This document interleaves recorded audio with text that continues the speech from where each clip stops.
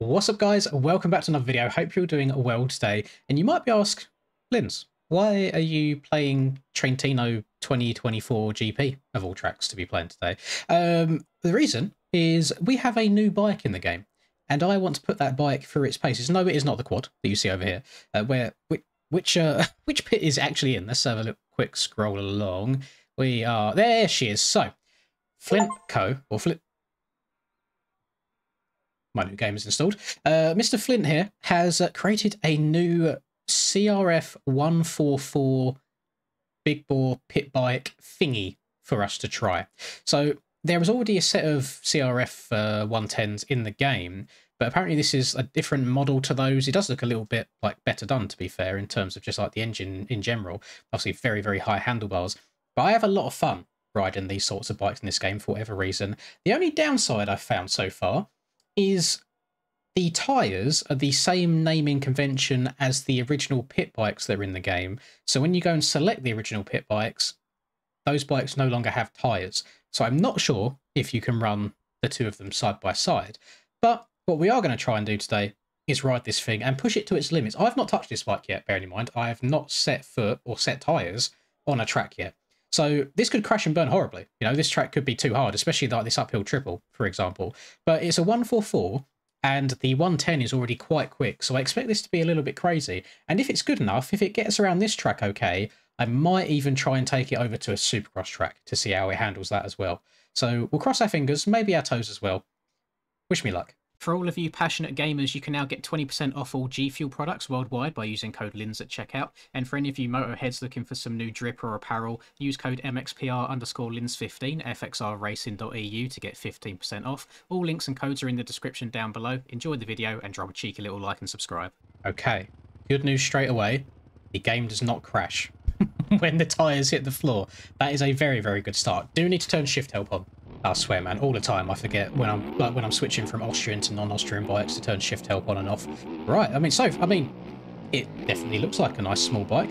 I imagine the suspension on this might leave a little bit to be desired, but we'll see how that goes. The bike actually does look smaller than the original CRF 110, which is nice, because I do think that bike was a little bit on the overscaled side. It does feel fairly juicy, I guess, out of the box. So it's got some oomph behind it. There's a little bit of an issue with the shadow there, you can see, on the right-hand side. We actually don't have a bike at all, we just have some tyres. I don't know the first thing about importing or getting bikes to work properly in this game, so I'm not going to hold it against Flint at all. The other issue I can see is I don't think the tyres are actually touching the ground. It's going to be quite difficult to show you in third person, but yeah, I don't think that rear wheel is touching the ground at all. I think I'm levitating about it slightly, but if you're a first-person player, it's probably not that bad. So let's see how this goes. The CRF 110, the predecessor to this bike, had... Predecessor's the right word. Predecessor's first or second? Is it the one that comes before or the one that comes after? Me no English. Habla no English. So this is it's a bit of a feisty thing, you know. I always find with these smaller bikes, the only thing that can get a little bit tricky is because the swing arm is so short. Well, I mean, like the footprint of the bike from front wheel to back wheel is so short. If you do have a bike that is a little bit peppery and does have a bit of power behind it, it can be so easy to loop it out as soon as it finds that bit of power. The front wheel just wants to rise where the bike's so short. But I think this will actually be quite manageable once I get my head around it. Oh my goodness, has a good amount of grip so far. Front end feels fairly planted. Suspension doesn't feel too terrible, although to be fair, Trentino, not the roughest tracks on the calendar. It's quite straightforward. There's only a couple of sections that have some fairly choppy bumps. Not as quick as I thought it would be. I'm just going to say that straight away. I actually think it might be a little bit slower than... Oh my god, than the CRF 110, or the original one. Actually, I don't think that even exists anymore. The original CRF 110, made by OTTM Designs, which, to be fair, you can still see OTTM's logo on the forks of this bike. So I'm not sure if there's any crossover there, or if it's someone's taken someone else's work and then changed it a bit and re-uploaded it as something different. no idea. Not going to get into the politics side of things. The original ones were rapid, like faster than 125s, probably almost as quick as 254 strokes. And then for some reason you couldn't ride them on servers. Anytime you join a server, even if someone had exactly the same pack and the same tyres, everything installed correctly, triple checked 1,000,000%, if you joined a server set up with them, you would automatically get kicked because it thinks you're on a different bike. So they then went and updated the pack with the bike, but made the bike a lot slower, and I don't think it's possible to get that old version back anymore, which is a shame. It really is a shame, because I really liked it. They were a hell of a lot of fun, and this game does need like silly fun bikes as well as the serious stuff. There definitely, I think, exists a place where we can have the quote-unquote more simulator-esque bikes and tyres to make the game try and feel a bit more lifelike, and you can also have the more arcadey, powerful, grippy bikes for the more casual players that aren't interested in the race scene, just to have fun and chill out on. I would love to see a world where that exists. I can't remember who it was, but I was talking to someone and they said, well, they thought a good idea would even just be to have pro bikes and AM bikes. I don't think AM bikes is the right word for it, but the pro bikes that are a bit more difficult to ride and maybe a bit more slippery and hard to get the power to the ground, to create more of a skill gap for pro racing, and then a quote-unquote AM bike for the more casual community that just want to hop on and rip some laps every now and then. Does sound like a good idea in concept, and I'd have no issue with it whatsoever. It is more so the amount of work that is putting on any set of bike creators to make multiple variations of the same machine. One thing that when we had the old traction debate a while ago that I thought might be a good idea is having different tyres for 250s and 450s that act in different ways, because as much as the game does try to be a simulator, it doesn't always achieve that. You know, it has some very interesting results. So I imagine getting tyres that make both 250s and 450s feel like their real-life counterparts is probably a very difficult thing to do. But the preview free bikes, I genuinely really enjoy. And if you saw my video either earlier today or yesterday, depending on what time zone you're in the world, you'll know that I tried the preview free 250 and really enjoyed that. So yeah, I think they've done a good job all around. And if every bike felt similar to those previews that we have been given, I would not be unhappy whatsoever. I have noticed every time I leave the ground on that one particular double and I try scrubbing, I get some weird physics going on with the front end, and I want to see what's happening with it. You can see there the wheels aren't actually on the floor, but what's going on here? Is it does like a little... You see that? It's like a weird little twitch as the front wheel leaves the ground, and there's no... Oh, I don't know what that is. I don't think there's any part of the bike that's like digging in and it's causing the bike to kick. But you know, when it comes to bikes like this, you know, I don't know if this is Flint's first go at it, his second, third, fourth, fifth, how much stuff he's released in the past. I'll be honest, I slacked when it came to the research side of things. I saw, CRF144, let's download it, let's spin some laps on it. I imagine it's a very difficult process to do. So, all the more respect to anybody that makes bikes on this game. Now, this thing is handling Trentino absolutely fine, to be honest. I think the crashes that I've had so far have been from my own skill issues. I don't think it's even been the bike's fault. More so just like a muscle memory thing of not knowing where the limits are on it yet, because a lot of my crashes have just been from looping the bike out. You know, like I said, it's a very short wheelbase on this thing, so very easy for the power to bring the front wheel up. Go on, survive that. Lovely. A lot of grip. Front end feels very stable. Suspension feels... it can be a little bit sketchy in some sections, but let's be honest, the bike probably wasn't designed to be ridden around aerial GP tracks at the end of the day. And I would like it to be a little bit quicker, but it is a 144. You can only ask for so much. So oh no! Again, that is a lens error. I'm pretty sure I clipped the collision or the hitbox on that hay bale right there. I think taking it around a supercross track would be a little bit overkill, and I don't think it would actually help convey how fun the bike is in any way whatsoever.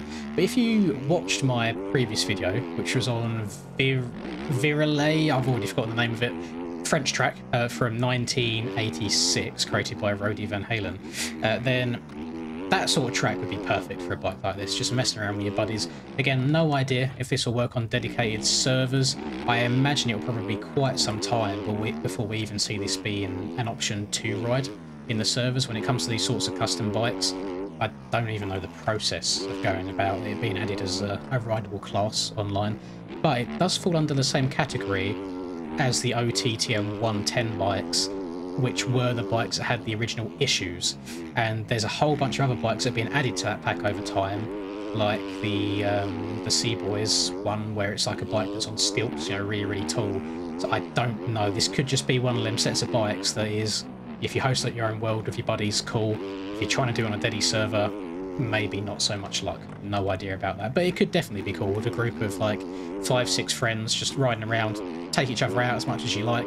Just have fun with it. And again, fun, I think, is the key word on this. These aren't meant to be taken fully seriously by any means, whilst the creator probably did put a lot of time and put a lot of effort into getting these in game. They are something that is just for a bit of fun, at least in my opinion, or for a bit of a laugh at the end of the day. It's not like we're going to suddenly get a massive CRF144 championship, although that could be quite cool. That could be something a little bit different, which I wouldn't mind seeing. I imagine it'll be a very long time until we see it, mostly because of the server issues. But yeah, who knows, fingers crossed, one day maybe. I have noticed I've already been getting questions about when the track that I'm working on is going to release. And I only just showed it in a video the other day, and people, you can kind of see the progress of where it's at so far. Track building, again, I feel a lot of people have never made a track, so they don't know the process or how long it takes. It is a slow process, especially an outdoors track where you haven't just got a Supercross template, for example. They take a lot of time. It can be something as simple as, like let's say this corner here, for example, the bank that I'm going around right now. If I'm making that in Photoshop, and I'm doing my tools or whatever, and I then save it, update it in Resolute Kraken's track builder, build it, load up the game, load the track, go to the track, view it, either on the bike or in the free roam camera, and think, oh, that's not quite what I like. You then go back into Photoshop, you might make a couple of pixel changes, you then save it again, you load up Resolute Kraken track builder, you update it, you build it, you load the game, you load the track. It takes a very, very long time, especially with such minute changes being made, even a couple of pixels at a time sometimes. So it can be a labour of love. And again, I'm not rushing this at all. I'm not even working on it when I'm not 100% in the mood. Like, I want to be really itching to make the track when I do get on. And I'd say I'm probably about a third of the way there. My goal was going to be by the end of September. We'll see if I can stick to that. Again, I don't want to rush anything at all. So far, I'm at a place now where I've got all of the jumps, I've got all of the corners, and I think most, like 95% of the elevation sorted out. Whilst it's a fairly flat track, if you watch my GoPro of Moto 101, you'll notice on like the offside of the track is raised from the, let's just say, ground level in some places. Like it's like risen above, like, you know, a couple of inches above the ground level. And like some of the corners may have a slight banking to them, but not a berm as such. But you know, it's like if the inside of the corner is here and the outside of the corner is here, it kind of, it's like that slightly. It's not like a fully bent berm, but it's just a slight change in the height map. So it's little things like that that take a lot of time and going back and forth, especially someone like me who hasn't got tons of track building experience. So it does take time. We'll get there. I'm at the point now where I think I can finally start adding ruts and bumps in, and all of my testing so far has been on the preview free OEM 450s, and you can get away with scrubbing all of the jumps on there. So I think a 250 will be absolutely fine. You can probably even stretch stuff out on a 125 and be okay as well. But really, really fun track. I think it'll be quite simple. And I don't want to make it too difficult, but yeah, no rush is what I want to say. So just be patient. I'm having a good old time on this bike, I can't lie. Even though I've been crashing a bunch, it's no fault of the bike at all. It is purely me. And my hours on the game, to be fair, over the last 2 weeks, I think it's 39 hours in 2 weeks, which is probably more than most. The majority of that time has just been spent with me testing out the track that I'm creating, just closing and reopening the game over and over again, or just leaving it on in the background whilst I'm working in Photoshop. I haven't played much MX bikes over the last 2 weeks. I really, really haven't. So I do feel rusty, which could be why you'll see me crash a whole lot at the moment. It'll be nice to start getting back on the horse again and grinding a little bit more, especially with like SMX and Nations coming up. But like I said in the last video, I don't know what bikes to ride or what to prepare for first, because again, I don't know what bikes will end up riding for the actual events. It's a bit of an interesting one. Hopefully we'll find out sooner rather than later, so it's not like a last minute change. But yeah, I lurk in Discord sometimes. You know when you're in Discord and you see your buddies in a channel and playing a game, and they're screen sharing, and you'll just hover over it just to see what they're doing. I see who has and who hasn't been grinding in the off season. I know who's been putting in the work and putting in the hours. So it's definitely been more time than I've been putting in. I'll be honest, but I always do this, to be fair. I always go into the off season thinking I'm going to put in a bunch of hours, come out swinging at, let's just say round 1. I don't know what's going to be happening. Come out swinging for whatever competition it is, and the off season comes around and you're like, you know what? I just want to take a break from bikes. I've been playing a lot of FIFA at the moment, or should I say FC now. And FC 25 comes out on the 20th. It comes out on the 27th, but I've pre-purchased it, pre-ordered it, so I get it on the 20th. And obviously then the Call of Duty comes out next month as well. So there's a lot of new interesting stuff, but really exciting stuff. So I'm going to be a very busy man, but I'm going to try my very, very best to get back on the wagon in terms of videos as well. I have been neglecting it so much, like it's silly. There is no reason for me not to be making videos daily, like the amount of free time I have during the days. No excuse, essentially. It is just pure laziness on my behalf, so I apologise for that. I will try my very best to get back on and crack on with the daily YouTube uploads. So if you have been enjoying what you've been seeing recently and you would like some more of it, then by all means please do drop a like and subscribe to the channel if you're new. It is very much appreciated. And if you like these bikes, please do let me know, and if you haven't tried them yet, then head down into the description and I'll have them linked for you there. Thank you Flintco for making these for us. They are a very, very good bit of fun and more capable than I expected. They are handling the hills and the bumps of Trentino with absolute ease. It is just myself that's been crashing a whole bunch, almost able to get that triple there, and that is one hell of a stretch. That is a big old jump. So again, thank you for watching. Have a lovely rest of the day, whatever you're up to, and I'll catch you all in the next video. Peace. Lynn's in the zone, never backing down. Riding MX bikes, he's the talk of the town. 2022 champ with a YouTube crown. His game is tight, no signs of slowing down. Late nights, bright lights, he's chasing that fame in the digital arena. Writing his name, she's a 10 out of 10. Supporting his lane, hairline might receive, but his passion's the same.